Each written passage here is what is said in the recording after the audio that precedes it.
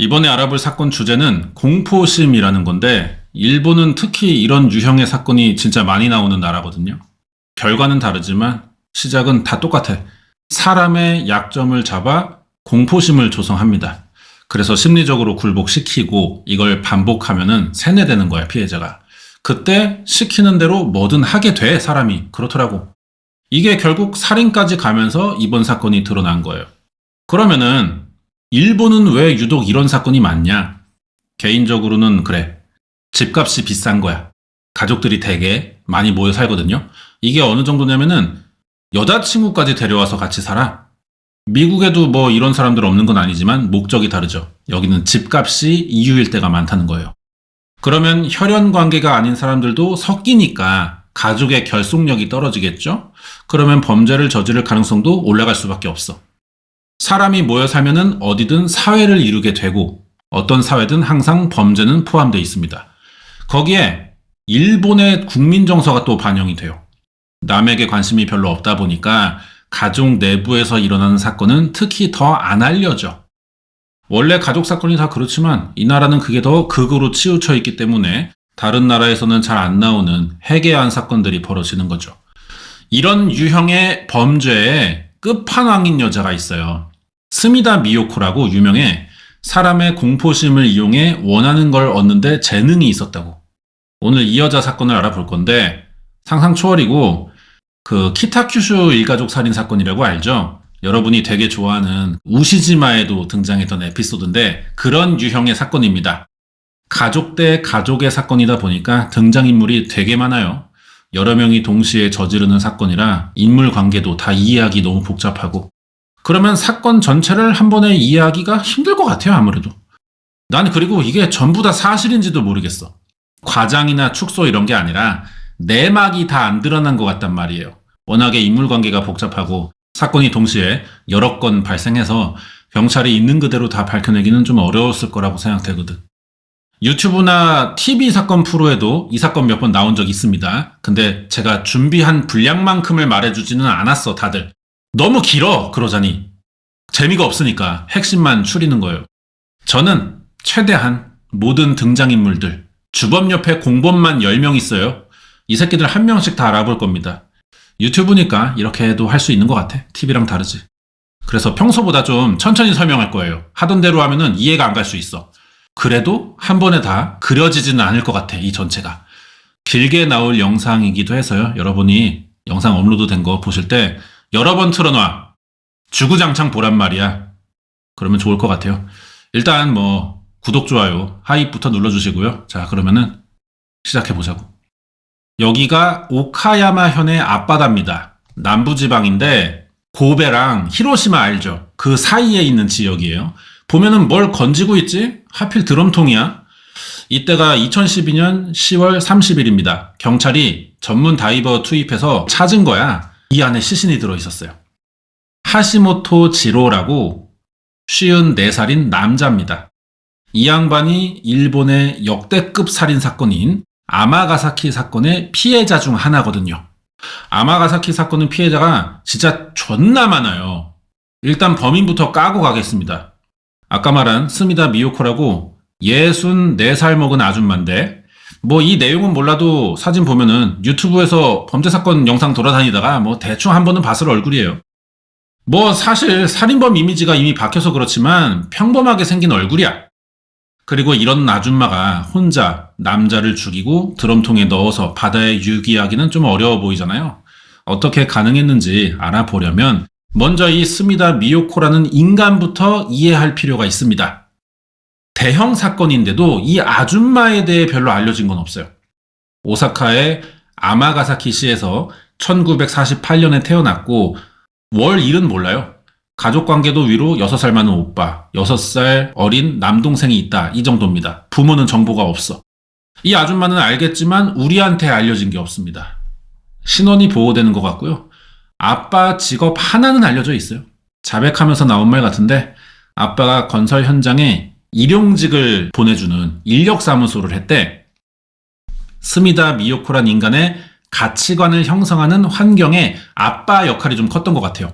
아마가사키가 일단 공업도시입니다. 노동자가 많이 모이는 지역인데 이게 단순한 일용직 노동자들에서만 끝나면 좋겠지만 노숙자나 범죄자, 신분을 알 수 없는 사람들이 너무 많았다는 거야. 이 사람들 때문에 유흥가가 형성됐고 그러면서 각종 사건, 사고가 생길 수밖에 없겠죠. 이 당시에는 그래서 아마가사키가 전국에서 알아줄 정도로 다루기 힘든 도시였대요. 스미다 미요코의 아빠가 이런 사람들 상대하면서 돈을 벌었다는 건데 그러면 사람 관리가 좀 어렵겠죠? 아니, 관리를 너무 잘해. 신기할 정도로 아빠의 회사에서만 노동자 문제, 사고가 하나도 없었다는 거지. 어떻게 가능했냐? 스미다 미요코의 아빠는 사람의 공포심을 잘 이용했어요. 직원들이 뭐 실수하면은 크게 화를 내서 사람을 압도하다가도 금방 표정이 바뀌어. 바로 사과, 그리고 막 미안하다, 화나지? 나도 좀 갑자기 욱해서 그래. 위로 잘하고. 그래도 말 안 들으면은 심한 폭력을 씁니다. 이렇게 사람을 다뤄. 그러면서 노동자들의 일당을 한 40% 정도 소개비로 가로챈대요. 이 돈이 바로 자기 통장에 들어가진 않아. 40% 뜯어낸 다음에 노동자들에게 술과 밥을 그날 저녁에 꼭 사줘. 크게 한탕 쏘고 그 다음에 남은 돈을 챙긴다는 거야. 한 명을 뒤지게 패서 본보기를 삼아요. 이렇게 되고 싶지 않으면 니네 다 말 들어라 이런 뜻이고 그래서 말을 들으면은 와 그래도 이런 면도 있구나 싶게 챙겨준다는 거예요. 그러면은 본보기가 되지 않게 수긍하고 불합리한 일이 있어도 불만을 잘 안 갖는다는 거죠. 불만이 나올만 하면 또 다른 누군가를 본보기로 뒤지게 패고 겁주고 저녁에 모아서 거하게 회식 한번 쏘면 그만이야. 이게 반복되면 나중에는 어떤 수단이나 방법을 써도 이 사람에게는 이길 수 없다는 인식이 생긴대요. 결국 거스를 수 없는 사람이 돼버리는 거지. 이렇게 스미다 미요코 아빠는 사람 길들이는 재주로 쉽게 돈을 벌었지만 부자는 아니었어요. 왜? 사생활이 개똥망이었거든. 맨날 여자 끼고 다니면서 술만 마십니다. 그러다 생긴 애가 이 스미다 미요코다 이 말이야. 엄마가 술집 여자였다는 거죠. 사고 쳐서 애가 생기자 결혼도 했어. 근데 금방 이혼하면서 엄마 혼자 스미다 미요코를 키운 거야. 엄마의 성이 스미다였거든. 그래서 자기도 성을 스미다로 바꾼 거죠. 어릴 때 사진인데 이게 엄마가 혼자 키워 돈 벌러 나가야 되잖아요. 그럼 얘를 여기저기 맡겨야 된단 말이야. 근데 술집 나가는 여자들이 일관되게 일하고 돈을 벌겠어요? 나가다 안 나가다 하니까 미요코가 몇 달은 엄마랑 살고 또 일 나가는 몇 달은 친척집에 보내지고 이렇게 살아요. 이렇게 크는 애들은 눈치를 많이 보게 됩니다. 그래서 의외로 어릴 때는 스미다 미요코가 소심한 성격이었고 눈물이 많았대. 그러다 중학교 들어가면서 얘가 성격이 변해버려요. 어떤 계기였는지 알려진 건 없는데 너무 공격적인 거야. 애들이 다 피해 다녔고 폭행으로 소년원도 여러 번 갔다 왔고 학교도 지 엄마 닮아가지고 가고 싶을 때만 나가. 졸업할 출석 일수가 모자랐어요. 당연히 성적도 안 좋고 빡대가리지. 학교에서 별명이 한 마리의 늑대, 여자 보스, 여왕벌 뭐 이런 거예요. 학교 일진들조차 미요코랑 엮이는 걸 싫어합니다. 3학년 때는 교사들이 서로 나 얘네 반 담임은 절대 안 하겠다 막 미룰 만큼 인연이 폭력적이었다는 거지. 그러다가 사실요 선생님들 알고 보면 착한 애입니다. 제가 가르칠게요. 이렇게 나서는 교사가 있었어요. 자진해서 미요코 반 담임을 했는데 이게 미요코 인생에 유일하게 자기를 피하지 않는 사람이었대. 가끔 이런 사람들이 있어요. 다들 기피하는 건데 자기가 바꿔보겠다고 굳이 도전하는 사람들이 있단 말이야. 이게 쉬운 일이 아니에요. 마음만 가지고 절대 할 수 없고요. 어떤 면에서는 좀 주제넘은 짓이기도 해. 어줍지 않게 사람 한번 바꿔보겠다고 달려들면은 보통은 자기 인생도 피곤해진다고. 그 정도로 스스로 자기 능력에도 자신이 있어야만 누구를 바꿀 시도가 가능한 겁니다. 어쨌든 이 선생님이 미요코를 좀 지켜봤어. 무슨 생각하는지 알기가 힘든 애였대. 한 번은 오랜만에 학교에 나왔길래 말을 걸었더니 대답은 안 하고 미요코가 주머니에서 뭘 자꾸 꺼내요. 보니까 칼이야. 이런 적도 있고 학교를 나와도 지각을 꼭 해가지고 담임이 참다 뺨따구로 한번 때린 적이 있어요. 그러니까 이 기집애가 이미 공격성은 일진들 넘을 만큼 심하고 칼도 갖고 다니잖아. 근데 맞았잖아 지금. 이 뒤에 일어날 상황이 어때? 너무 뻔하죠? 근데 의외로 미요코가 가만히 있습니다. 그동안 부모에게도 한번 혼나본 적이 없는데 자기 때린 거를 지도해 주셔서 감사하다고 인사를 하더래, 이게 그 자리에서. 맨날 늦게까지 다니다가 경찰서 붙잡혀가도 데리러 오는 사람 하나 없이 혼자 살았는데 처음으로 누가 혼을 내주니까 이거를 관심이라고 받아들인 거예요. 그게 좋았대. 그러면서 미요코의 집 사정을 담임이 알게 돼가지고 엄마를 찾아갔어. 애가 이렇다. 관심 좀 가져라. 그랬더니 이 엄마가 하는 말이 쟤는요 문제가 많아요. 내 말을 안 들으니까 선생님이 좀 가르쳐봐요. 애 좀 사람 만들어줘요. 저게 뭐야. 이때 선생님이 이 애미에 싸다고도 후렸으면은 뭔가가 좀 달라졌을지도 모르는데 그럴 순 없고 그냥 뭐 학교에 나오면은 미요코만 좀 더 챙겨주는 거 이런 게 최선이지. 처음이자 마지막으로 이 선생님은 부모 역할 비슷하게 했던 사람입니다. 미요코의 가족이 잘 알려지지 않은 이유는 이 여자가 워낙에 자기 일을 남에게 말한 적이 없기 때문이 아닐까 싶어요. 근데 이 선생님에게는 얘가 지 얘기를 좀 했대. 이 담임이 미요코랑 더 지냈으면은 얘도 좀 정상적으로 바뀌고 이 사건은 없었을 수도 있겠다는 생각이 드는데 하필 3학년 때 만납니다. 1년 뒤에 졸업하잖아. 고등학교 가면서 떨어졌어요. 그리고 미요코는 고등학교 1학기도 못 채우고 자퇴하면서 친한 동창의 오빠랑 결혼해요. 어릴 때 집안 환경 안 좋은 여자애들이 좀 일찍 결혼하려는 경향이 있단 말이야. 생활이 불안정하니까 빨리 가정을 만들고 싶은 거겠죠. 그래 봐야 이 새끼가 뭐 아내 역할 뭐 이런 게 되겠어요. 성품이 교정된 건 아니라 결국 사고를 쳐. 소년원 다니기만 바쁘다고. 밖에 나오면 맨날 친구들 불러다가 집에서 술만 퍼먹어요. 남편이 회사 갔다 오면은 방구석에 막 새우깡 자갈치에 쏟아놓고 술병 굴러다니고 담배 존나 피고 막 이러고 있는 거야, 취해가지고. 열 안 받아? 싸웠어. 그러다가 남편이 이제 아예 집에 안 들어옵니다. 밖에서 여자를 만나기 시작하더라고. 이걸 알게 된 미요코가 남편을 쫓아내요. 그리고 24살에 친한 동생의 오빠랑 재혼하는데 똑같은 일로 또 이혼해. 미요코가 결혼에 실패하는 이유는 가정생활을 못했기 때문이잖아요. 부부 사이에 할 일을 안 해서 생기는 거지. 근데 이 문제의 원인은 또 따로 있다는 거야. 미요코가 아빠를 닮았잖아. 사람 길들이는 재주가 얘도 있어요. 이 재주를 살려서 한 일이 뭐냐? 시내에서 매춘 장사를 했어요. 존나 난년이지. 20살에 성매매를 하는 게 아니라 성매매 할 직원 뽑아서 사업을 했다고. 직원을 셋 두고 있었대요. 정식으로 가게를 낸 건 아니고 돈이 없으니까 샵인샵 개념으로 여관을 빌립니다. 지가 숙박비 내고 길거리에서 남자 호객해 데려오는 식인 거죠. 이렇게 옮겨 다니면서 돈을 벌었는데 자기는 또 신기하게 매춘을 한 번도 안 했대. 이유는 사장이라서가 아니야. 얘가 좀 얼굴에 자격지심이 있어요. 못생겨서 안 팔릴 테니까 그런 생각을 애초에 안 해봤다는 거야. 스스로에 대한 자신감이 좀 없는 사람이었고, 근데 이것도 지가 만들어낸 열등감이거든요. 학교 다닐 때 애들이 피했잖아. 이게 지 성격이 지랄 맞아서 아무도 상대를 안 해주는 건데 이런 이유를 누가 말해주지 않으니까 지 혼자 내가 못생기고 좀 몸매도 별로라 그런 건가? 이렇게 생각을 하고 있던 거야. 그래서 일할 직원을 따로 둔 건데 미성년자 때부터 사업해보는 것도 뭐 저는 나쁘지 않다고 생각하거든요. 이런 걸 하라는 게 아니라 오히려 배울 게 있다고. 사람 상대하고 뭘 팔아보고 하면은. 문제는 매춘이라는 거야. 엄마부터가 그런 직업이잖아요. 얘도 뭐 그래서 따라할 수는 있는데 아무리 그래도 20살에 이거를 누가 사업으로 생각할 수가 있나 좀 싶습니다. 범죄 성향도 있기 때문이 아닐까 싶은 게요. 얘가 16살짜리에게도 성매매를 알선했다가 경찰서에 체포된 적이 있거든. 이러니까 남편들이 이혼할 수밖에 없는 거야. 신기한 거는 생각보다 사업 수완이 좋았다는 거예요. 돈을 꽤 벌었습니다, 그때. 지역에서 금방 유명한 마담이 됐어. 다른 지역에 수입 잡화점 가게도 냅니다. 혼자 여러 가게를 관리할 순 없잖아요. 믿고 맡길 사람이 필요하겠죠. 근데 어릴 때부터 이 새끼가 누구를 믿어본 적이 없이 살았는데 누구에게 가게를 맡겨요? 이때 등장하는 게 스미다 미에코라는 여자입니다. 셋 중에 하나예요.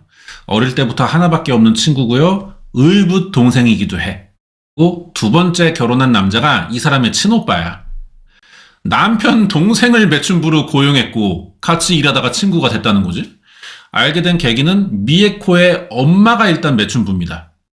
미요코의 엄마랑 직업이 같으니까 엄마들끼리 둘이 같이 살다가 딸들도 친해진 경우지. 결국 근데 딸들도 똑같은 일을 하게 된 거예요. 진짜 집구석 잘 돌아간다. 특이한 건 미요코가 미에코를 자기 호적에 넣어준 일붓 여동생이야. 유일하게 믿는 사람이고 가족을 만들고 싶어서 일찍 결혼도 해봤는데 자꾸 실패하잖아. 이렇게라도 자기 편을 좀 두고 싶었던 거겠지. 그래서 가게를 맡겼고 이 미에코도 나중에 안 했어. 미에코가 지 혼자 갑자기 그래요. 언니, 나 애 낳으면은 언니한테 하나 줄게. 이런 약속도 하는 사이였다는 거야. 왜 이런 약속을 또 미요코는 받아들였냐? 지가 얼굴에 자신이 없잖아. 지 닮은 애를 낳을까봐 임신을 거부했대요. 미에코는 이쁘고 날씬했거든. 그래서 얘를 고용해 매춘을 시켰고 부탁도 안 했는데 뭐 얘도 미요코에게 뭐가 고마운 게 있는지 애 낳으면은 먼저 애를 주겠다는 이상한 약속도 하고 미요코도 거절도 안 하고 비응신들 진짜. 결혼을 2번이나 얘가 시도한 거 보면은 누구한테 말을 안 했. 평범한 가족 생활을 원했던 사람 같아요. 3번째 결혼은 없었습니다. 근데 2살 어린 테이 요리타로라는 남자랑 동거를 했어요. 이 사람이 또 제일 한국인이래. 이때 의붓 동생인 미에코도 불러들이면서 셋이 같이 살았고 이 상태로 매춘을 몇 년 하다가 1980년대 후반부터 새로운 사업을 합니다. 가족 해체라는 건데 이게 사건의 시작이에요. 아까 드럼통 시신 발견해서 말했지만 혼자 한 일이 아닌 것 같잖아요. 이게 아주 많은 사람들이 엮여 있습니다. 스미다 미요코라는 인간의 배경은 여기까지고요. 이제 사건 얘기 들어가자면은 어느 날 이 아파트로 이사를 가요. 스미다 미요코는 이 당시에 동네 사람들 말 들어보면은 키가 한 160 정도의 붉은 색깔 느낌의 머리카락 그리고 살짝 튀어나온 배에 목소리는 낮고 앞니는 하나 빠져있는 여자래. 어떤 느낌인지 알겠죠? 이렇게 생겨가지고 사람을 이렇게 막 음흉하게 쳐다보는 습관이 있었다는 거야. 주변 사람들 말 들어보면은 항상 금태 안경에 비싸 보이는 옷을 입지만 고급스러운 느낌은 없고 그냥 비싼 옷 입은 촌스러운 아줌마 인상이 강했대요. 이 여자를 아는 사람들이 꽤 많습니다, 동네에. 왜냐면 항상 다 시비를 걸고 다녔기 때문에 모를 수가 없어. 미요코가 여기 8층 살았거든요. 여기 주민들은 엘리베이터를 타려다가도 8층에 멈췄다가 내려오면 전부 계단을 이용할 정도로 진짜 개지랄 맞았다는 거야. 근데 신기한 건 아무리 그래도 혼자 여러 사람 불편하게 막 하고 다닐 수가 있나? 이 사람은 사업도 하잖아. 지랄도 이 정도로 하려면 자기 생활에 지장이 갈 것 같단 말이에요. 대신 지랄해주는 사람이 있습니다. 주변에 항상 5-6명의 남자들을 달고 다녔대. 문대들이야, 문대. 뚱뚱하고 막. 이런 돼지 새끼들 거느리고 다니다가 사람들 보이면은 캐리어 인터셉터마냥 날려. 그리고는 자기는 계속 갈 길 갑니다. 그동안 문대들이 막 하나씩 시비 걸다가 뒤따라오는 식으로 살았다고.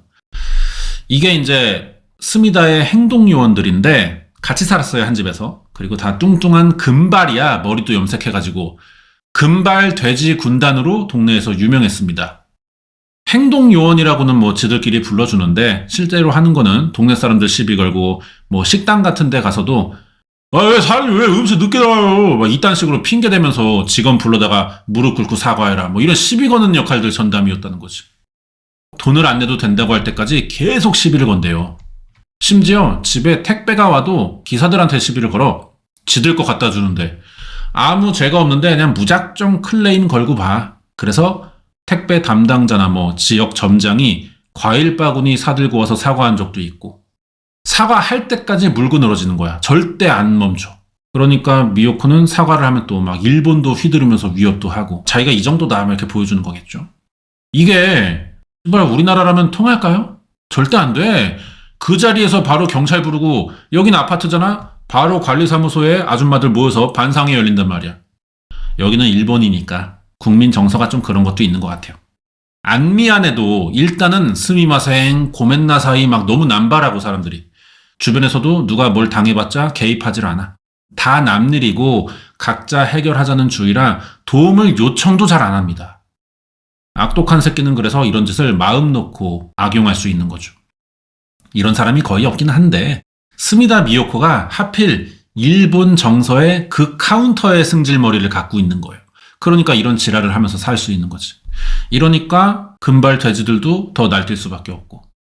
항상 주변에 시비를 거는데 심지어 같은 아파트에 할머니가 있어요. 미요코의 집 베란다 꽃이 있나 봐. 꽃을 심었는지. 이거 보고 이쁘다 막 이랬다가 개욕을 먹은 적도 있대. 옆집 애가 우는 거 시끄럽다고 그 집 부모 협박해서 강제로 이사시킨 적도 있고. 다른 집에는 엘리베이터 틈으로 지네 집 열쇠를 빠뜨린 적이 있나 봐. 이거 꺼내려면 엘리베이터 잠깐 멈춰야 되잖아요. 이 일로 금발 돼지들도 보내가지고 애엄마 무릎 꿇리고 막 사과를 강요한 적도 있고. 뭔가 불만이 심한 사람들이라기보다 그냥 주변에 보이는 모든 것에 이지랄을 하자고 서로 약속이 돼 있는 것 같아. 미요코가 어려서부터 사업을 했지만 이때는 직업이 없었습니다. 금발 돼지들도 마찬가지고. 아니 그럼 무슨 돈으로 이 아파트에 이사 올 수 있던 거냐. 이 새끼들이 아무나 붙잡고 시비를 또 막 거는 이유가 여기에 있는 겁니다. 돈을 뜯어내는 데 목적이 있는 거죠. 미요코가 사람 길들이는 법을 잘 알잖아요. 당연히 처음부터 시비를 걸진 않아. 처음에는 이런 사람이 또 있나 싶게 막 잘해주다가 어느 날 집으로 초대를 한대. 그때 본색이 나오는 거야. 미요코 집에 가봤던 사람들은요. 그 전까지는 뭐 비싼 옷 입고 다니지만 행색상, 말투나 교양이 잘 사는 사람처럼 보이진 않았는데 집안은 정리 안 되고 막 어수선했지만 다 수입 가구들이래. 그리고 비싼 음식만 내오고 특히 술과 음식에 신경을 많이 쓰는 것처럼 보인다는 거예요.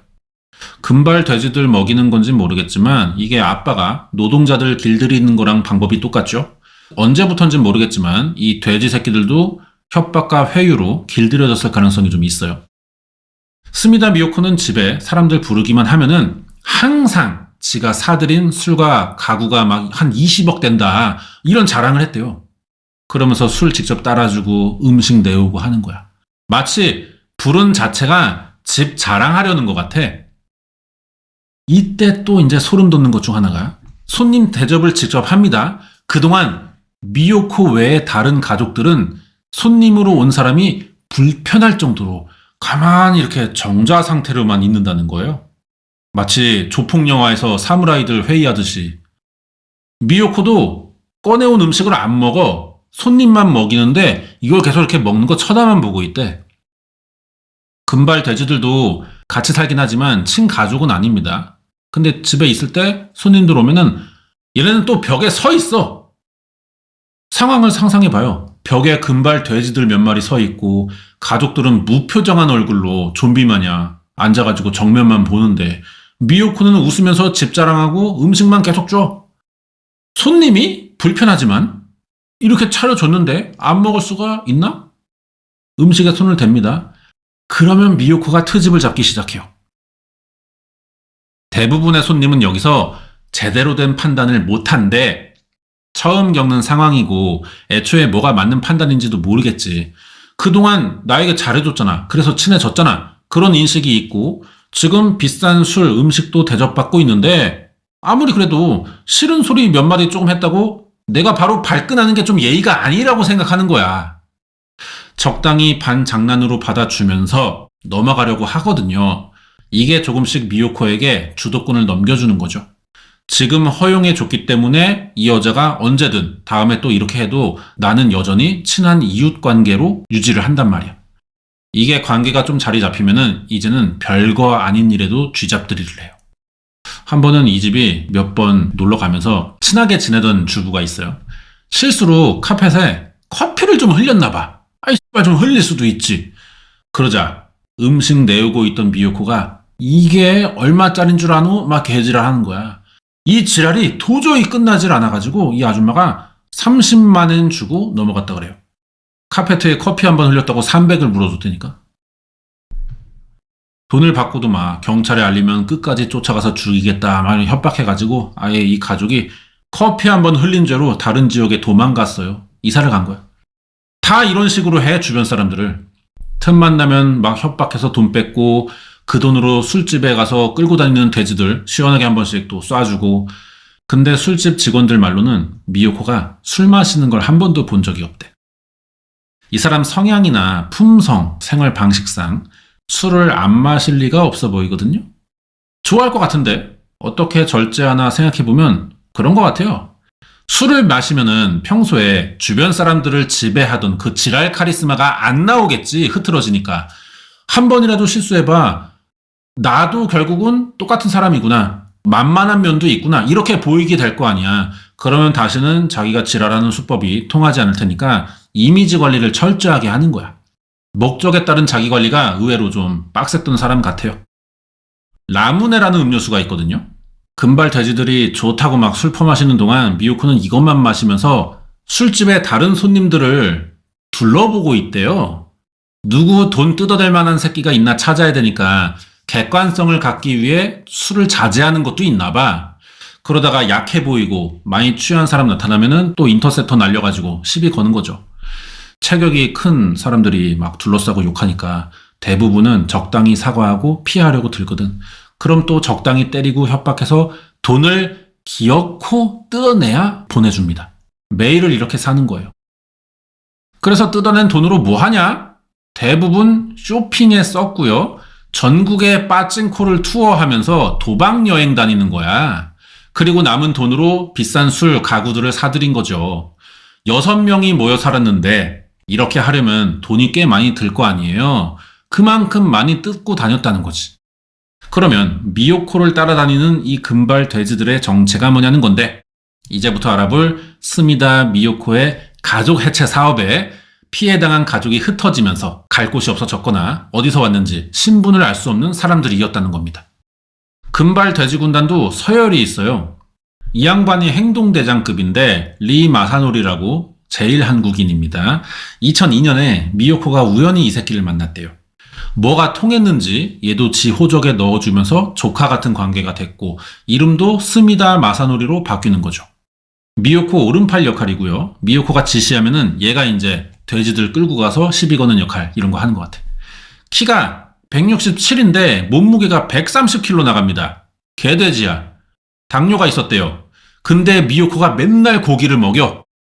혈당 조절이 안 돼서 당뇨가 생기는 건데 고기를 자꾸 먹이니까 사람들은 야 마사노리 저거 이러다 금방 죽겠구나 생각했거든? 근데 얘가 안 죽네.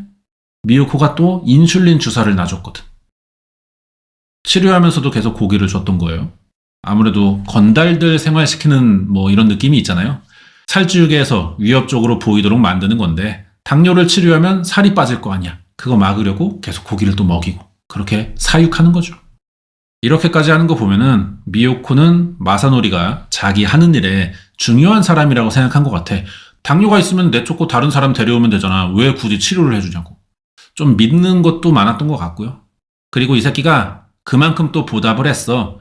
스미다 미요코 연쇄살인 사건에 많은 지분을 갖고 있다고. 이제 본격적으로 이름도 비응신 같은 가족 해체 사업이라는 이야기를 해봐야 되는데 사건을 이해하려면은 스미다 미요코의 주변 인물 관계들 또 먼저 알아야 됩니다. 존나 복잡해요. 근데 이것도 간소화한 거야. 밝혀진 것만 한 20명 관련된 것 같고요. 피해자 숫자는 확실하지도 않습니다. 빨간색으로 표시한 저 가운데가 스미다 미요코의 가족으로 확인된 사람들이에요. 측근들 위주로만 알아보자면은 먼저 테이 요리타로, 스미다 미요코의 세 번째 남친이고 2살 어린 사실혼 관계의 남자죠. 처음에는 사귀는 사이였는데 가족 해체 사업을 시작하면서 주종 관계로 바뀌었대요. 이제는 서로 그렇게 하자 뭐 이런 약속이 있던 건 아닌 것 같고 이해관계가 우선인 사이인데 사업 시작하면서 어차피 씨발 진짜 부부 같지도 않은 거 차라리 두목과 부하 같은 관계가 더 편하다고 생각해서 자연스럽게 그런 자리로 서로의 관계가 바뀐 것 같아요. 두 번째는 스미다 미에코, 엄마 친구 딸이고 어릴 때부터 친하게 자란 친구이자 입양된 동생이죠. 그리고 얘는 관계도에 나와 있진 않는데 스미다 미요코의 첫 번째 아들이에요. 전 남편들이나 테이 요리타로랑 낳은 건 아니야. 먼 친척에게서 데려와 키우는 양아들인데 지는 못생기고 머리가 나쁜 걸 잘 알아서 아이를 낳고 싶지 않다고 했잖아. 근데 또 데려온 애가 잘생기지도 않았어. 뭐 하는 거야? 첫째 아들이고 둘째도 있어요. 얘가 스미다 유타로라고 신하들로 등록돼 있는데 얘도 직접 낳은 건 아니에요. 나중에 스미다 미요코를 수사하면서 밝혀진 사실이 있습니다. 친구인 미에코가 시키지도 않은 말을 먼저 했잖아요. 애 낳으면 하나 주겠다고. 그게 얘야. 진짜 낳아서 줘버렸어. 그러면은 얘 아빠가 가만히 있었냐는 건데 몰라요. 미에코가 33살 때 일부러 애 가지려고 이름도 모르는 은행원 꼬셔서 임신을 해버린 거야. 어차피 미요코 주려고 가진 애다 보니까 아빠를 알 필요도 없었다는 거겠지. 알릴 필요도 없고. 산부인과에서 애 낳을 때도 미요코 이름을 썼습니다. 그래서 법적으로 스미다 미요코의 아들이에요. 이게 사실로 드러났지만 그래도 달라지는 건 없어. 일단 미에코도 이제 와서 그 은행원 남자를 찾을 수가 없고 그 사람은 이 사실조차도 모르고 미요코나 유타로도 이 사실에 별로 불만을 갖고 있지 않는다고 지금. 하여튼 씨발 하나같이 정상이 없는데 스미다 미요코가 어릴 때 제대로 된 집안에서 못 컸으니까 빨리 가족이 갖고 싶었잖아. 뭐 그런 마음은 알겠어요. 근데 막상 만들고 보니까 혈연 관계가 하나도 없어. 이상한 아줌마야. 여기에 조카로 입양한 금발돼지 행동대장 아까 봤죠? 스미다 마사노리가 있고 유타로랑 옆에 있는 여자가 아내입니다. 둘째 며느리 스미다 루이. 원래 이름은 타니모토 루이인데 결혼하고 남편 성 쓰는 거죠. 미요코의 지시로 둘이 결혼하지 않았을까 싶기도 한데 왜냐면 미요코가 자기 가족 중에 유타로와 이 루이를 가장 챙겼대요. 얼굴이 기준인가 봐. 단체로 중2병 세게 와가지고 이 사람들을 스스로 지들끼리 로얄 패밀리라고 불렀어요. 유타로는 나중에 자기 뒤를 이어서 로얄 패밀리를 이을 차기 왕족으로 만들 생각이었고요. 그럼 왜 첫째 아들이 아니냐고 생각할 수 있는데 자세한 건 아니지만 뭐 이게 유력하겠죠. 얼굴. 미요코가 얼굴에 집착이 있다 보니까 잘생긴 새끼를 더 선호했던 것 같고 그래도 미요코가 둘 다 자기 친자식이라고는 생각을 했어요. 켄타로나 유타로는 어릴 때 학교를 잘 안 다녔습니다. 지 엄마 닮아가지고. 피가 이어지진 않았어도 행동이 닮았어. 출석 일수가 모자라서 졸업을 못하게 되니까 스미다 미요코가 어떻게 학교 찾아가야죠. 인연이 선생님한테 제발 좀 한 번만 봐달라, 잘 좀 해달라 이런 부탁을 하겠냐고 지 특기 살려서 또 온갖 시비 걸고 문제 삼고 교장을 해임 직전까지 막 몰고 갔대요. 결국 교장이 협박을 못 이겨서 자식들 졸업시켰고 둘째는 배우가 되고 싶었대. 연예인 할 거니까 학교를 잘 안 나갔다는 건데 적극적으로 미요코도 밀어주긴 했습니다. 근데 실력이 없는 건지 뭐 그냥 헛바람인지 배우가 되진 못했고요. 둘째 부부가 딸만 둘 낳았어요. 미요코에게는 손녀잖아. 다 잘해줬거든요. 명품 옷만 사 입히고 한 번은 손녀가 금붕어가 갖고 싶다고 했거든. 그러니까 그 자리에서 600마리를 사준 적이 있어. 여기까지가 비응신 같지만 미요코의 직계 가족 신분인 사람들이고요. 해체 사업에 이제 피해자 가족들도 있겠죠. 이 사람들도 하나씩 알아볼 건데 특정 한 명이 아니라 가족을 노리다 보니까 숫자가 너무 많아요. 이거 봐봐. 파악이 다 안 됩니다. 그리고 이게 동시에 일어나는 사건이라 사건 순서도 명확하지가 않아요. 시간 순서대로 정리하는 게 사실에 가깝겠지만 그러면 여러분들이 이 가족들을 계속 왔다 갔다 해야 돼. 더 헷갈려. 그래서 가족 단위로만 하나씩 알아볼게요. 먼저 하시모토 가족. 시작에서 경찰이 드럼통 안에 시신 발견했다 그랬잖아. 그 안에 있던 하시모토 지로가 이 집안 사람입니다. 정확하지는 않지만 하시모토 집안은 엄마와 두 아들인 하시모토 지로, 하시모토 히사요시의 정보가 알려져 있지 않은 누나까지 4가족이에요. 스미다 미요코와 하시모토 가족은 그러면 어떻게 알기 시작했냐? 예전에 이 가족이 스미다 미요코 집에서 잠깐 새들어 산 적이 있어요. 그때 친해졌고 미요코가 40살이던 1987년에 이 3남매의 엄마를 살해한 게 모든 범행의 시작이 되는 거죠. 먼저 1987년 하시모토의 가족 엄마가 실종됩니다. 새들어 살기 시작한 지 얼마 안 돼서.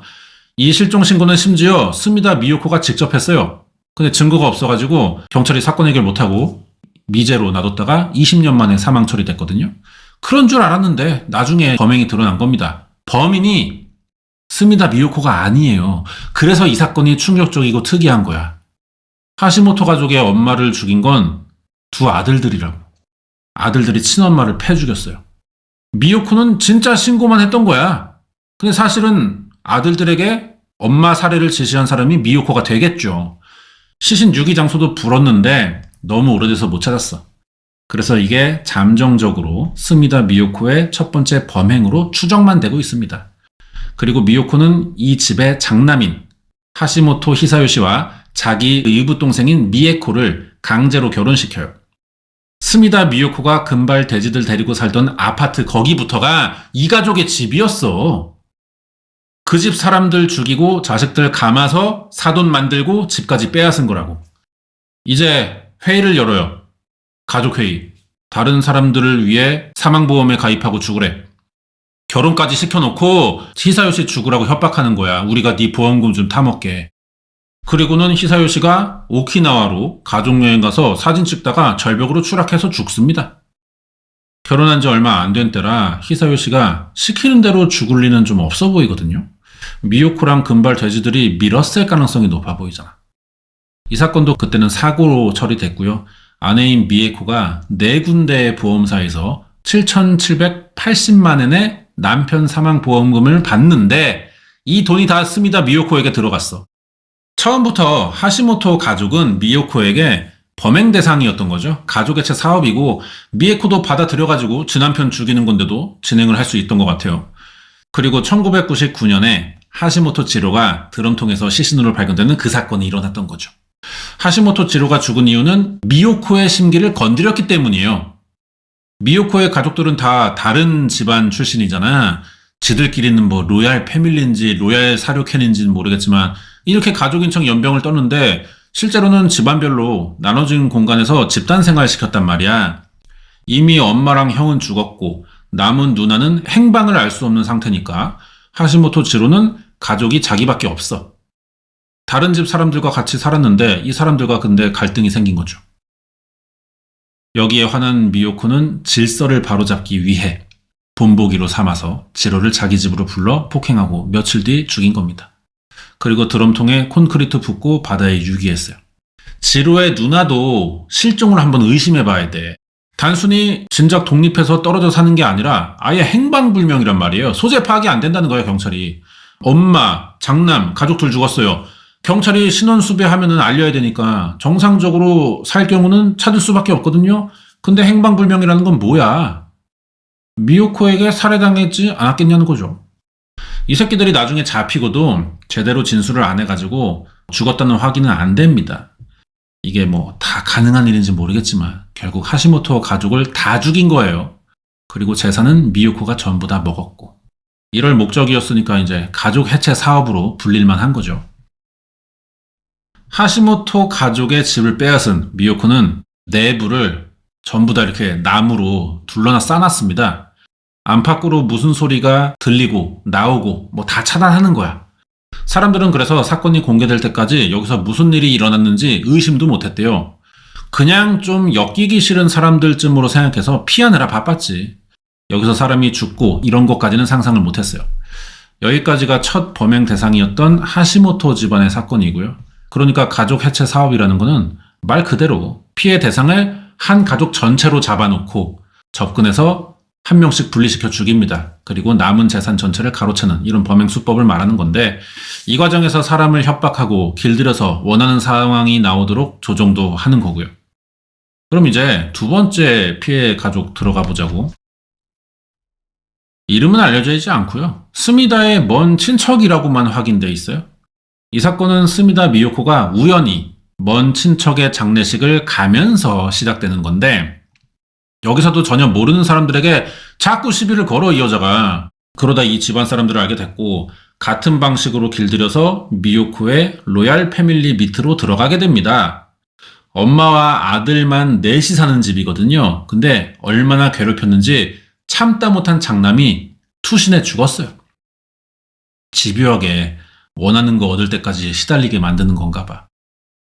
찾아가는 층간소음 뭐 이렇게 생각하면 될 것 같고요. 그래서 길들이면은 미요코는 가족 모임이나 회의를 자주 열었대요. 이게 일종의 사이비 종교식 결속 과정인 거야. 은혜로 교회 알죠? 신옥주 아줌마. 거기서 타작마당이라는 거 하잖아. 예를 들면 이런 거야. 신도들 보는 앞에서 딸이랑 엄마를 세워놓고 회개하라 그래. 죄를 밝히라 그래. 사실 뭐 죄라고 할 것도 없는데 씨발 하느님 핑계로 강요하는 거지. 그래서 엄마랑 딸이 서로 뺨따구를 막 번갈아 칩니다. 엄마랑 딸이 사람들 앞에서 이러면은 어때요? 이런 거 한번 겪으면 사람이 굉장히 무기력해진대. 이런 개념으로 금발 돼지나 길들인 가족들을 시켜서 집단 폭행과 협박을 하는 거죠. 이렇게 한 명이 본보기가 되면 나머지는 무서우니까 겁나서 따를 수밖에 없는 분위기가 만들어지고, 누가 말을 안 듣거나 몰래 뻘짓하다가 걸리면은 그거를 잃은 새끼에게는 포상을 줘요. 그러면 서로가 서로를 믿지 못하는 상황에서 집단 생활이 이루어지게 되는 겁니다. 첫 번째 사건에서 하시모토 가족의 장남에게 죽으라고 권유했었잖아. 목숨을 끊으라고 권유할 수 있다는 자체가 이미 비정상적일 정도로 심리적 주도권을 가져왔다는 뜻인데, 이 사람도 이제 집단 폭행과 협박으로 길들였던 것 같고요. 이게 부모를 때려 죽일 정도의 지배력이란 말이야. 무시무시한 거죠. 두 번째 가족에서도 장남이 괴롭힘을 못 참고 죽는 거 보면은 이거는 우리가 이해할 수 있는 영역이 아닙니다. 미요코라는 인간은 어떻게 정신을 압박할 수 있는지 이거 너무 잘 아는 사람이야.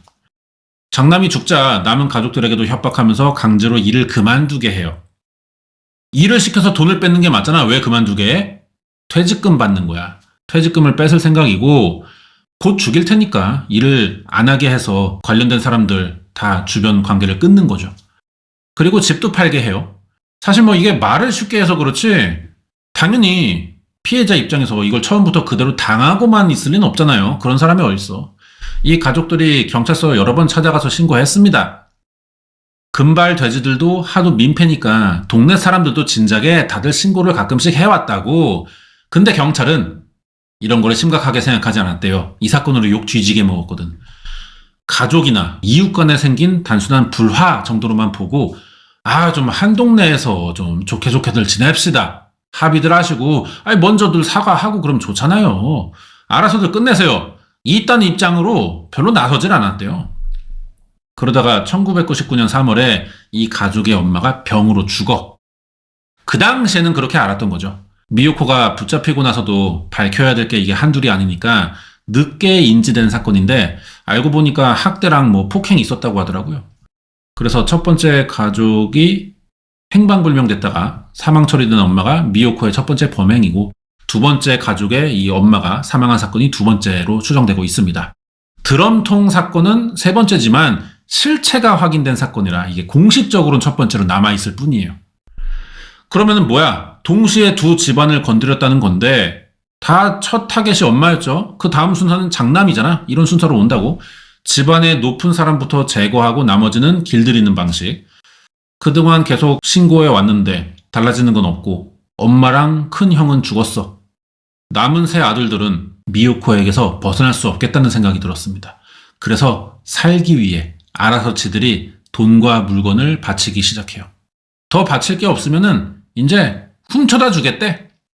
알아서 준다는데 뭐 미요코도 이제 머리 굴릴 필요 없잖아요. 편하잖아.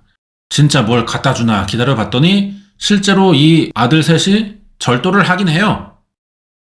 근데 경찰서에 가서 자수하더라고. 자발적으로 미요코에게서 벗어날 수가 없으니까 경찰의 보호라도 받기 위해 자수했던 거야. 이때 스미다 미요코가 처음으로 잡힙니다. 하지만 무혐의로 풀려나면서 피해자 가족 형제만 절도랑 강도 혐의로 조사받았고요. 미요코도 이 새끼들은 이제 위험하다고 판단했는지 더 이상 건드리진 않았어요. 이렇게 두 번째 가족의 사건이 끝나죠. 그리고 얘가 다시 갑자기 나옵니다. 스미다 미요코가 먼 친척에게서 받아왔다는 장남 스미다 켄타로. 방금 두 번째 사건이 먼 친척의 장례식에서 알게 된 가족이라고 했잖아. 얘가 원래는 그 가족 사람이에요. 도둑질하다가 자수한 삼형제 중에 막내가 아들 둘을 낳았거든? 거기 둘째 아들이 얘야. 그리고 얘 형은 실종됐습니다. 이 실종에도 미요코가 관련돼 있는지 뭐 밝혀진 건 없어요. 근데 아빠가 감옥 들어가고 형은 사라졌으니 나이도 어린데 얘가 갈 곳이 없잖아. 나중에 더 크거나 뭐 활용할 가치가 있다고 생각했는지 미요코가 데려오면서 첫 번째 아들 삼은 거예요. 이제 세 번째 가족입니다. 미나요시 가족이라고 하는데 이 사람들은 또 어떻게 알았냐? 아들 둘에 딸 둘 있는 집안이에요. 장남인 미나요시가 스미다 미요코의 내연남인 그 테이 요리타로의 학교 후배입니다. 2003년에 내연남 소개로 미나요시와 미요코가 알게 되면서 범행이 시작됐고, 수법은 앞에 2번이 성공하고 있으니까 뭐 똑같이 할 거예요. 장남인 미나요시에게 잘해주면서 접근했고, 집에 초대해서 길들이면은 일을 그만두게 하고 퇴직금 빼앗고, 그리고 엄마부터 노리면서 사유재산을 가로챈다고. 엄마인 미나요시 놀이가 4번째 피해자가 되는 건데 폭행하고 굶겨 죽였어요. 집 근처 창고에 유기했고.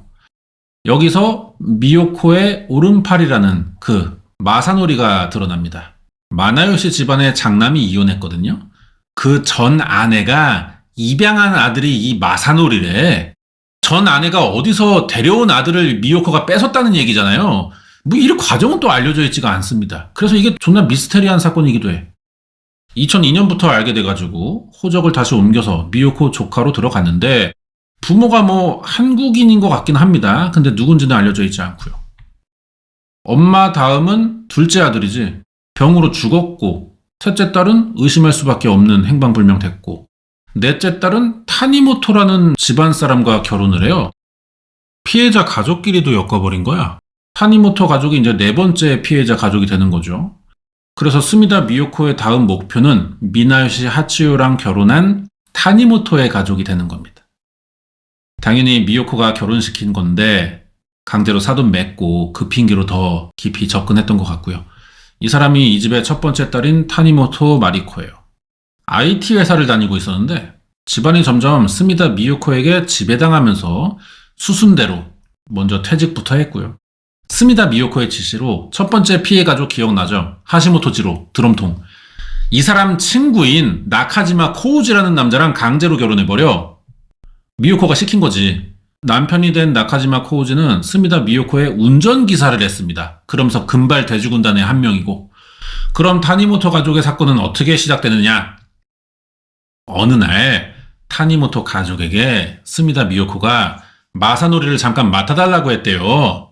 제일 한국인 걔를. 아니 뭐 애새끼도 아니고 맡아달래. 타니모토 가족은 그냥 좀 챙겨주고 알고 지내라는 뜻으로 받아들인 것 같아. 이게 함정이야. 마사노리는 그날부터 미요코 지시대로 이 집에서 돈 달라고 막 진짜 깽판 치고 지랄합니다. 이 상황이 웃긴 게 마사노리가 2번이나 입양되면서 가족관계가 복잡해졌지만 이 가족관계대로라면은 지금 막내 고모 집에 가서 돈 뜯고 있는 거란 말이야. 타니모토가 전화했어, 미요코한테. 아, 진짜 이 새끼 못 참겠다, 나 마사노리. 맡아줄 수 없으니까 데려가라. 그러니까 이 말을 또 트집 잡아서 미요코가 돼지들 끌고 가는 거야. 쳐들어가서 트집 잡고 가족회의 열어서 타니모토 부부를 이혼시켜버려요. 가족회의가 자주 나오는데 이런 거야. 결국 미요코가 하고 싶은 대로 처벌을 집행할 뿐인데 다수의 동의를 얻었으니 나 혼자만의 독단적인 횡포가 아니라는 인식을 주고 싶은 거라고. 미요코 혼자라면 피해자들이 되돌아볼만 하겠죠. 근데 다수가 또 동의를 하고 있잖아. 나만 다른 행동을 일본 사람들은 특히 더 어려워하니까 이게 심리적 압박의 수단으로도 또 왔을 것 같아요. 이러니까 가장인 타니모토가 제대로 출근하고 돈을 벌지도 못해요. 미요코에게 상납금도 바쳐야 하는데 돈이 없으니까 친척들에게 빌려다 주거든. 그래도 감당이 안 되고 맨날 미요코의 폭행과 감금은 계속되니까 결국 도망쳐요. 그러자 이혼한 아내도 도망치더라고. 이혼시키고도 계속 같이 살기는 했던 거야, 그러니까. 하지만 아내만 다시 잡혀서 감금됐어요. 그러자 이제서야 사태가 심각하다고 느낀 자식들이 삼촌에게 도움을 요청합니다. 이 삼촌의 이름은 타니모토 타카시. 일도 그만두고 아내와 이혼까지 하면서 조카랑 형의 가족을 지키려고 했거든. 근데 이 미요코의 로얄 패밀리를 상대할 수는 없다고요, 혼자서. 역으로 닭이도 잡혀가지고 밥을 굶겨서 죽입니다. 5번째로 사망한 피해자가 됐어요. 시신은 3번째 피해 가족인 미나요시 집 지하에 묻었고, 타니모토의 첫째 딸인 마리코와 미요코의 지시로 강제 결혼한 나카지마도 같이 도망친 적이 한 번 있는데 그동안 봐온 게 있잖아. 겁나서 자기 발로 되돌아왔고요. 나중에 혼자 다시 도망치긴 하죠. 하지만 또 붙잡혀가지고 폭행 감금당해서 6번째로 사망합니다. 이 사진이 이제 왼쪽부터 딸 마리코, 가운데가 루이, 빨간 옷이 미나요시 하츠요죠. 시신은 미나요시 집 지하에다가 묻었는데 이것도 나중에 밝혀지고요. 첫째 딸이 사망하기 전에 엄마가 급성 경막 외혈종으로 의식이 별로 없는 상태로 입원해 있다가 2009년 6월에 사망합니다. 급성 경막 외혈종이라는 게 뭐냐면은 뇌랑 이 뇌를 싸고 있는 보호막이 세 겹이거든요. 이 가장 바깥층이에요. 그 사이에 출혈이 생겼는데 피가 나올 곳이 없으니까 그 안에서 고이는 증상이라고. 이거는 질병이 아닙니다. 외상이 있어야만 생기는 증상이고요. 그럼 정황상 폭행당했을 가능성이 높죠? 그래서 입원했었지만 이게 사건이 드러나기 전이야. 범죄 피해자로 못 봤던 거겠죠. 피해자들이 자세히 말 안 했을 가능성도 있고 병원에서도 뭐 딱 보면 알잖아. 의심은 되지만 확정 진단 내릴 수 없으니까 교통사고로만 봤을 것 같기도 해요. 둘째 딸인 타니모토 루이도 미요코가 결혼시키거든요. 남편이 미요코의 둘째 아들 유타로 걔야. 애 둘 낳았는데 미요코가 이제 그 소녀들에게 명품 사주고 금붕어 떼 사다 주고 막 그랬었고 그게 이 루입니다. 가족 단위는 아니지만 피해자가 한 명 더 있어요. 미요코가 6살 위 오빠 하나가 있다고 했었잖아. 이상한 거는 이 오빠라는 사람이 사건에서 한 번도 등장하고 있지 않습니다. 어떤 이유로 사건 기간에 사망했을 가능성이 있어요. 이게 20년간의 사건이거든요. 다 해서. 근데 여자친구는 또 공개돼 있다. 이름이 안도 미츠에. 이 여자도 미요코랑 같이 살았어.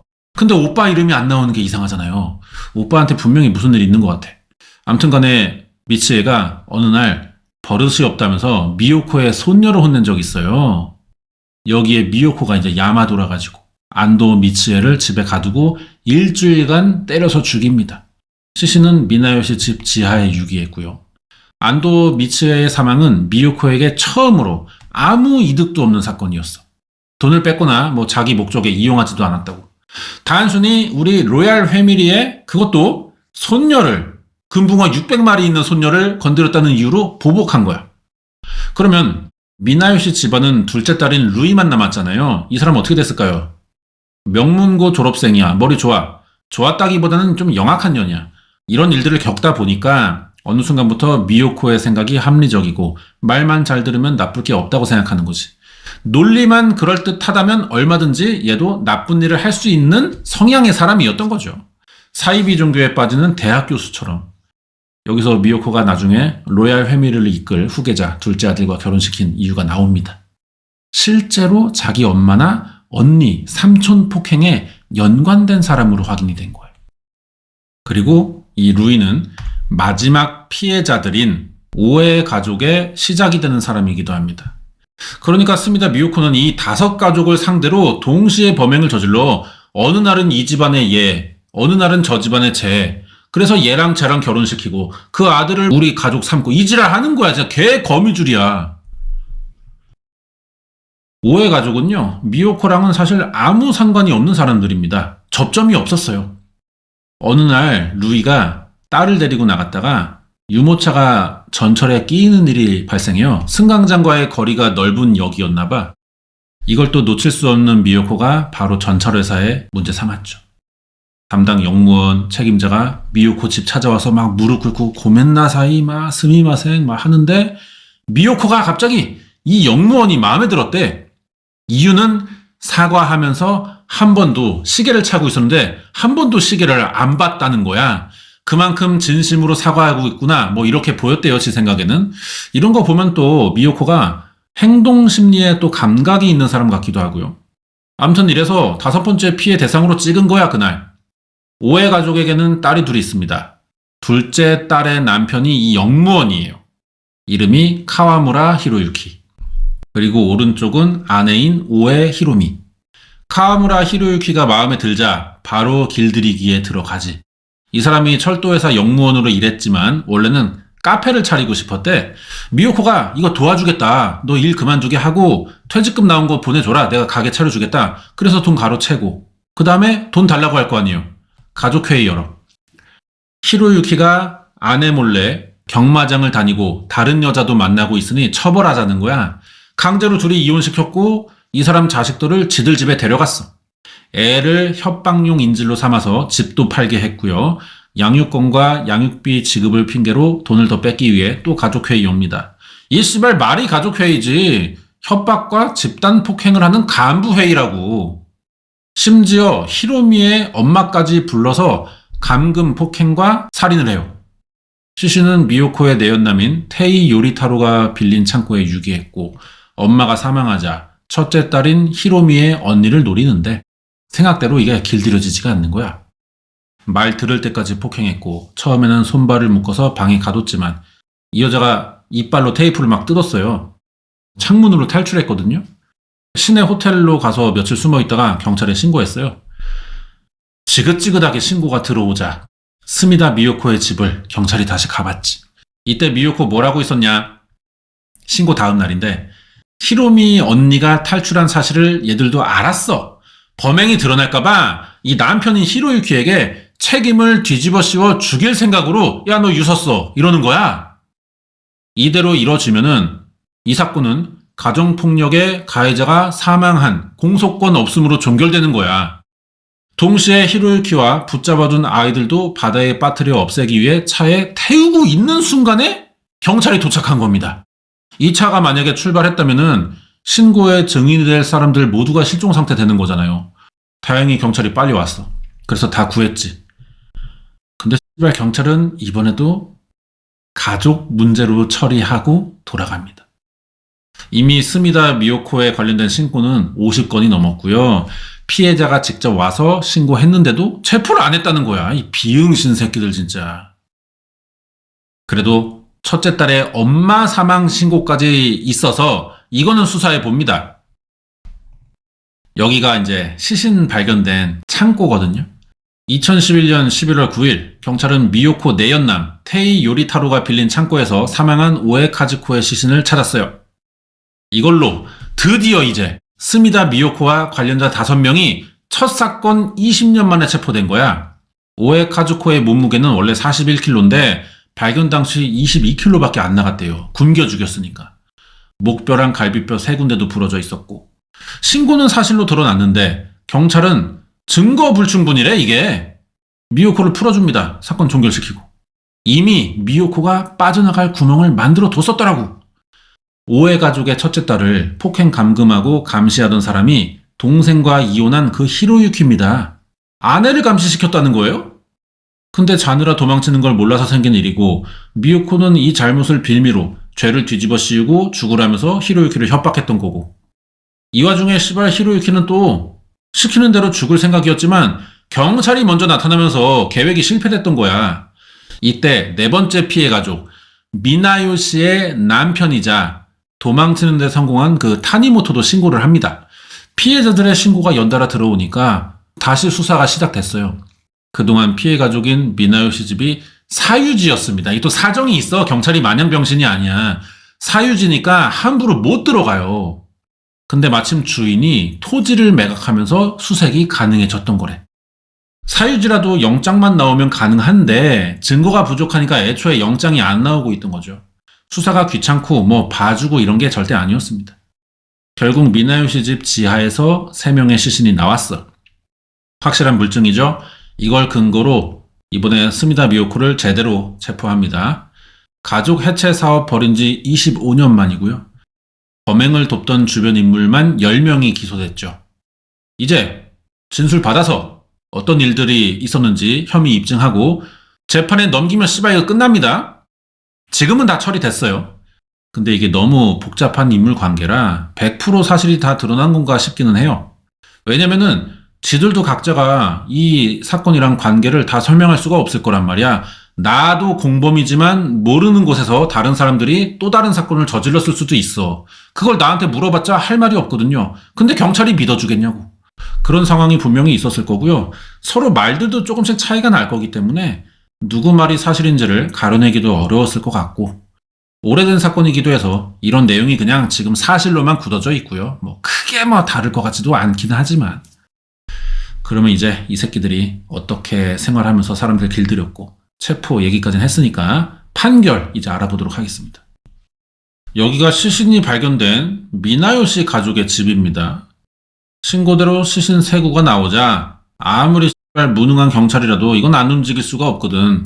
스미다 미요코는 그동안 매춘을 했고 금발 돼지 군단을 이용해 폭행과 금전 갈취를 했지만 이 사건에서 가장 중요한 건 가족 해체를 통한 살인이잖아요.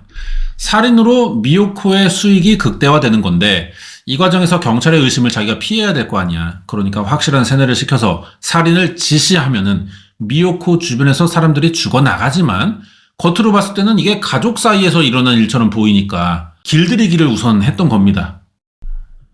미요코는 자기를 따르는 사람과 피해자들을 섞어서 집단 생활시켰어요. 로얄 패밀리에게 지시해서 피해자들 감시하고 생활을 통제하는 거죠. 하루에 물 500ml, 밥은 한 끼 줍니다. 밥도 뭐 컵라면 하나야. 반찬 하나, 작은 밥 한 공기 요 정도 먹여요. 화장실은 2번만 갈 수 있어. 그 이상은 절대 안 돼. 가끔 미요코가 기분 좋으면은 밥을 조금 더 줄 때가 있기는 해요. 사람들은 그러면은 이거 먹으려고 충성할 수밖에 없는 거고 제발 화장실 좀 보내달라고 사정하면은 노래나 춤을 시킨대요. 자기 가족 앞에서 이런 걸 당하면 어때? 여러분이라고 생각해봐. 수치심이 어마어마하겠지? 그리고 거스를 수도 없다는 점에서 이게 무기력증이 온단 말이야. 이런 게 없을 때의 생활은 또 뭐가 있냐? 일을 나가서 뭐 시키고 돈 벌어오라 이런 것도 없어요. 단체로 모아놓고 그냥 강제로 세워둬. 아니면 무릎 꿇려놓고 오랫동안 방치하고 조금이라도 움직이면 바로 폭행 들어갑니다. 가족회의는 주로 범행을 결정할 때 열었는데 뭐 그렇지 않을 때도 이유 없이 꾸준히 자리는 했어. 정신적으로 단속하기 위한 자리가 되는 거죠. 잠 안 재우는 고문도 하고 이런 게 뭐 정해진 기한이 없습니다. 그냥 미요코 지 마음에 들 때까지 계속하는 거야. 잠을 안 재우는 건 사람의 판단력을 흐리게 하는데 가장 좋은 방법이에요. 이렇게 만들어 놓고 이제 약속을 받아내는 거죠. 일 관둬라, 돈 가져와라, 쟤 때려 죽여라 이런 거. 이게 뭐 설명 듣기로는 그냥 심각하다는 느낌이 들지만 상투적이야. 사실 잘 와닿지는 않을 것 같아요. 별로 뭔가 계산적으로 행동하는 지능이 사용되는 수법으로 뭐 보이지도 않잖아. 본능을 통제하고 무기력함을 주는 게 핵심인 것 같고요. 이게 또 무서운 거는 그렇게 어려운 수법들이 아니라는 거죠. 근데 이렇게 사람들이 세뇌돼가지고 살인도 할 수가 있는 거야. 어쨌든 다 잡혔어, 씨벌 새끼들. 이제 재판 받아야죠? 첫 봤다. 사실혼 관계. 남친 테이 요리타로. 20대부터 미요코와 사귀는 사이로 지냈지만 어느 순간 주종 관계로 바뀌면서 얘도 미요코에게 폭행을 꽤 당했습니다. 나중에는 지시에 따라 피해자들을 또 폭행한 사람이 됐고요. 3건의 살인 혐의로 징역 21년 받았습니다. 두 번째는 스미다 미에코. 스미다 미요코가 사업하면서 가장 믿어주던 사람이죠. 유타로 나와서 미요코에게 양자로 주었고요. 부모가 다르지만 미요코가 호적에 넣어주면서 의붓 여동생이 됐어요. 이 새끼도 3건의 살인 혐의로 징역 21년 받습니다. 세 번째는 첫째 아들 1982년생 스미다 켄타로. 씹덕이 됐네. 가족 해체 사업으로 두 번째 피해 가족이 망하자 갈 데 없는 그 집 애를 1999년에 입양해요. 이 사람도 3건의 살인 혐의로 21년 받았고요. 네 번째가 둘째 아들 1986년생 스미다 유타로. 미요코의 의붓 여동생인 스미다 미에코가 낳은 친자식이지만 애를 주기 위한 목적으로 임신했었고 미요코의 신분도 빌려서 낳았죠. 법적으로 미요코 아들이에요. 미요코가 유일하게 길들이지 않은 사람입니다. 친아들처럼 생각해서 키웠고요. 그럼 뭐해? 2건의 살인 혐의로 징역 17년 나왔어요. 다섯 번째는 미요코의 오른팔이고요. 금발돼지 군단의 행동대장 마사노리. 미요코의 남편인 테이 요리타로의 학교 후배가 전 아내와 입양한 자식인데 미요코가 지 호적으로 또 옮기면서 친척 관계가 된 제일 한국인이고 3건의 살인과 1건의 상해치사 혐의로 무기징역 받습니다. 여섯 번째는 나카지마 코우지라고 이 새끼는 사진이 없어요. 1969년생이고 오키나와에서 태어났고요. 첫 번째 피해자 가족인 하시모토 지로의 친구입니다.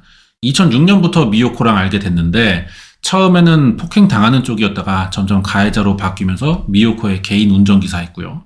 미요코에게 살해당한 세 번째 피해 가족이죠. 마리코의 남편이었고 2건의 살인 혐의로 징역 15년 받습니다. 일곱 번째는 스미다 루이. 원래 이름은 타니모토 루이인데 미요코를 따르게 되면서 성을 갈았어요. 2003년에 집안이 미요코에게 장악된 피해자고요. 성을 받지만 로얄 패밀리에는 또 못 들어갔어. 그래도 미요코랑 꽤 가까운 사이고요. 미요코도 그나마 좀 챙겨주던 사람이야. 서열이 나름 있습니다. 둘째 아들인 스미다 유타로랑 결혼하면서 두 딸을 낳았고, 이 새끼도 3건의 살인 혐의인데 23년 나왔어요. 아무리 가해자로 변했어도 피해 사실이 존재하잖아. 근데 더 많이 받았단 말이야. 처음부터 미요코를 따르던 테이 요리타로나 미에코도 21년인데 왜 얘는 23년이냐고요. 그만큼 미요코의 하수인으로 살았다, 이렇게 봐야겠죠.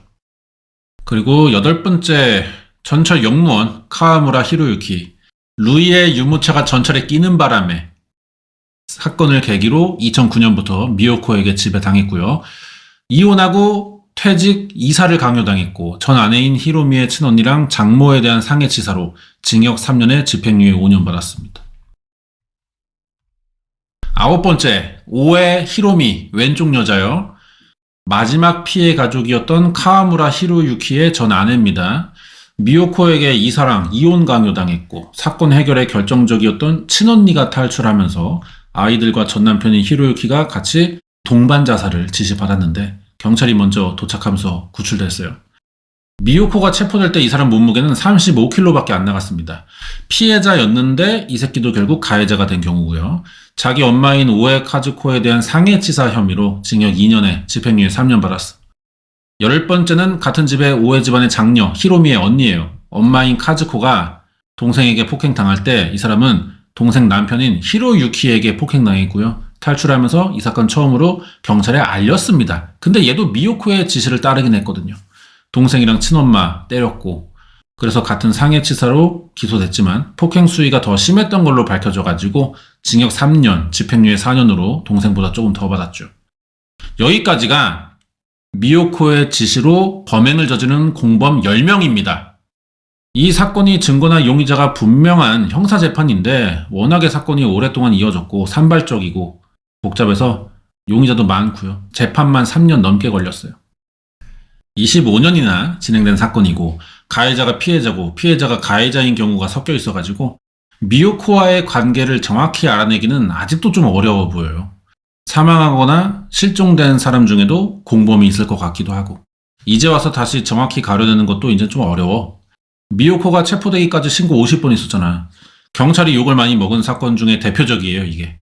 사실 경찰 입장에서도 뭐 쉽지 않겠죠. 주변에 워낙 피해자 많고 이 사람들 사는 지역이 다 달라요. 일단은 이웃사촌 뭐 이런 게 아닙니다. 두 번째 피해 가족이 스미다 미요코의 먼 친척이죠. 효고현 살고요. 미요코와 금발 돼지들은 아마가사키에 살아. 그래서 이 사건의 정식 명칭이 아마가사키 사건일 뿐이에요. 드럼통으로 바다에 유기됐던 하시모토 지로는 오카야마 바다에서 발견됐잖아. 마지막 피해 가족인 오에 집안의 장녀가 탈출해 신고한 장소는 오사카였고, 미에코 남편의 보험금 노리고 절벽에서 추락시켜 사고로 위장하려고 했던 하시모토 히사요시 사건은 오키나와입니다. 경찰이 하나의 조직이긴 하지만 전국의 모든 지역 사건을 한 번에 관리를 못해. 그래서 지역별로 관할을 두는 건데 여러 지역에서 이렇게 사건이 일어나면은 초기 수사에서 사건 전체 파악하기 힘들죠. 신고해봤자 개별 사건으로 취급되고 사건 성격상 가족끼리 때리고 죽이니까 사망 사건에서는 미요코라는 이름이 잘 나오지도 않아요. 또 이 여자는 어디까지나 건달들 데리고 다니면서 사람들 돈 뜯는 양아치로만 보였을 거야, 경찰들에게는. 근데 결국 사건이 반복되다 보니까 20년 넘었지만 파악은 된 거예요. 그러는 사이에 뭐 계속 피해자들 늘어났고 사건 저지르는 거 못 막잖아. 이런 문제가 있었지. 지금은 통신 잘 발달됐고요. 인터넷으로 정보 공유하면서 지역 달라봤자 거의 실시간 공조가 됩니다. 근데 예전에는 지역을 옮겨 다니는 범인 찾는데 시간 많이 걸렸어. 그러면은 이렇게 여러 지역의 피해자 만들어냈고 경찰을 곤란하게 한 주범, 이 표독하디 표독한 스미다 미요코 씨는 과연 어떤 처벌을 받았냐는 건데 이게 존나 궁금하잖아요. 못 받았습니다. 체포되고 재판 대기하면서 고베시 유치장에 들어갔거든요. 구속수사라 이제 빵에 들어간 상태에서 조사를 받는단 말이야. 재판받고 이제 최종형 떨어지면 그때 교도소로 넘어가는 건데 이 여자가 여기서 뒤졌네? 2012년 12월 12일 오전 6시 20분에 윗도리로 목매고 있는 게 발견됐어요. 병원에 옮겼지만 1시간 만인 7시 15분에 사망 확인되면서 자살로 처리됐죠. 체포됐을 때 미요코가 다 자기 책임이라고 말한 적은 있어요. 이게 좀 범행 인정하는 것처럼 보이기도 해서 왜 이러나 싶어. 좀 알 수 없는 이유로 극단적인 선택을 한 것 같아. 나머지 10명의 공범은 이 아줌마를 주범으로 진술하거든요. 근데 당사자가 뒤졌잖아. 공소권 없음으로 처리할 수밖에 없었고, 그래서 이 사건이 명확하게 다 드러나지 않은 것처럼 보인다는 거예요. 범인이 죽은 시점에서 더 이상의 수사는 의미가 없잖아. 그래서 사건이 멈추듯이 끝났어. 체포되고 3개월간 미요코 찾아오는 사람도 없었고요. 만나고 싶어도 다 공범인데 서로 잡혀있잖아. 아무도 이 여자 시신을 인도받을 사람이 없어가지고 무연고자로 처리됐습니다. 스미다 미요코는 좀 비정상적인 가정에서 산 여자란 말이에요. 어릴 때부터 제대로 된 가족을 가지고 싶었던 것 같긴 해. 근데 지도 결국 비정상적인 가족을 만들어가지고 일본 역사상 최악이라고 해. 이거를 아마가사키 사건, 연쇄살인범 된 거죠. 이번 사건을 설명하면서 알려지지 않았다, 추정된다, 확인되고 있다 이런 표현 많이 썼는데 주범이 뒤져서 그래요. 관련 인물들에게서 이야기를 들어보는 수밖에 없는 사건이고 그나마 이것도 진술이 일치해서 유력하다고 추정되는 일부의 내용입니다. 남아있는 피해자나 생존자 중에는 구술됐지만 미요코에게 세뇌당해서 진술 거부하고 정신이 온전하지 않아서 제대로 기억하지 못하는 사람도 많아. 그래서 수사 어려웠고 미요코랑 같이 잡힌 10명도 다 이 여자 죽음 마당에 책임 떠넘겨버리면은 얘가 아니라고 말할 수가 없으니까 사건이 또 축소될 수가 있겠죠. 제대로 진술도 잘 안 해줬어요. 그래서 판사가 괘씸죄를 좀 적용해가지고 평소보다 강하게 형을 때린 게 21년, 23년 이렇게 나왔던 거야. 앞에 인물관계랑 범행 내용 설명할 때 행방불명, 실종자 이런 말들이 꽤 나왔는데 이것도 미요코 범행일 가능성이 높지만 더 이상 단서 찾을 수 없고요.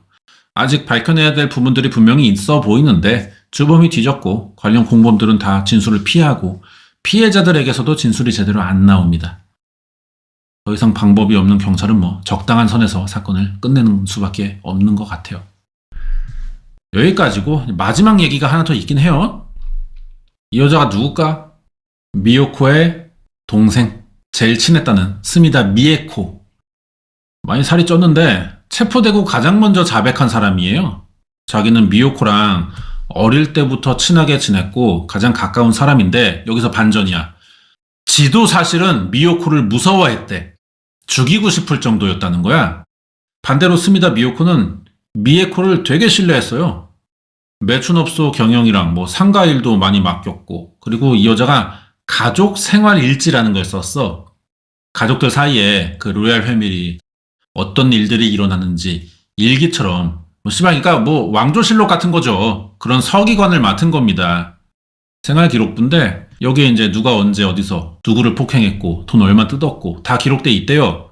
미에코는 다른 공범들보다 그러면은 스미다 미요코에 대해 아는 게 많은 사람이잖아.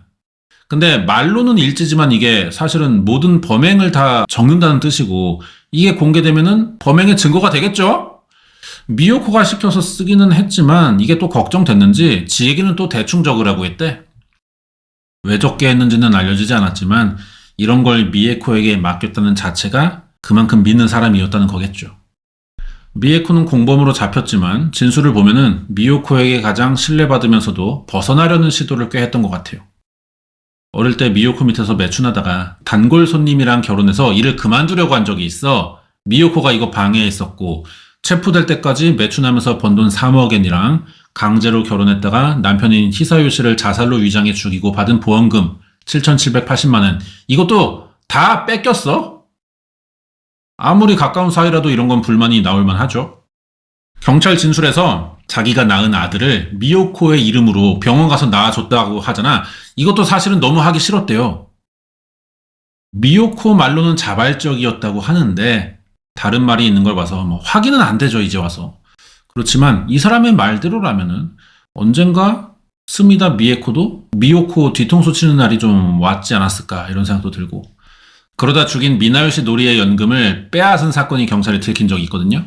2년간 7천만 엔 정도를 미나요시 가족 통장에서 무단으로 뽑았는데 이것만 해도 스미다 미요코는 4억 엔 이상을 가로챈 겁니다. 10년도 더 전에 우리 돈으로 40억이 넘는 돈이에요, 이게. 이때도 미에코는 경찰 조사 받으면서 자기가 아는 스미다 미요코의 범행 사실을 어느 정도 진술했었다고 그때. 근데 말로만 진술이고 증거가 없어. 실체가 잘 안 드러나니까 경찰이 아무것도 못하다가 6개월 뒤 세구의 시신 발견된 거야. 피해자 지하실에서. 이때 다시 한번 또 진술 많이 해주면서 경찰 수사에 도움을 많이 줬습니다. 그러면은 매춘도 미요코의 강요와 협박으로 시작됐을 가능성이 있고요. 처음부터 고등학교 때. 공범이지만 강제로 결혼해 아이 뺏기고 남편도 죽이면서 돈까지 다 바친 이런 점 볼 때 피해가 크잖아요. 얘. 근데도 이런 걸 감안한 결과가 징역 21년이야. 얼마나 개 악독한 사건이었고, 그리고 한편으로는 이제 이 모든 사건의 최초의 피해자는 이 미에코라고 할 수도 있는 거잖아. 하지만 뭐 결과를 봤을 때 마냥 피해자로만 볼 수가 없어요. 참작의 정도를 넘어설 만큼 미요코를 많이 도운 새끼라는 거죠. 여기까지입니다. 스미다 미요코의 아마가시 연쇄살인 사건이라고 하고요. 아우 뒤지게 기네 진짜. 알고 있는 사건 중에 가장 긴 것 같아요. 그나마 압축한 게 이 정도입니다. 일본이 또 사건을 자세히 공개하는 경향도 있고 이게 유명해서 검색하면 많이 나오더라고요. 뺀다고 뺐는데 이 정도야. 더 뺄 걸 그랬어. 근데 뭐 또 유튜브 영상이 길면은 여러분이 틀어놓는데 좋아하더라고요. 예. 자주 많이 재생해 주시고요. 여러분 하임 눌러주시고 구독과 좋아요 좀 부탁드리겠습니다.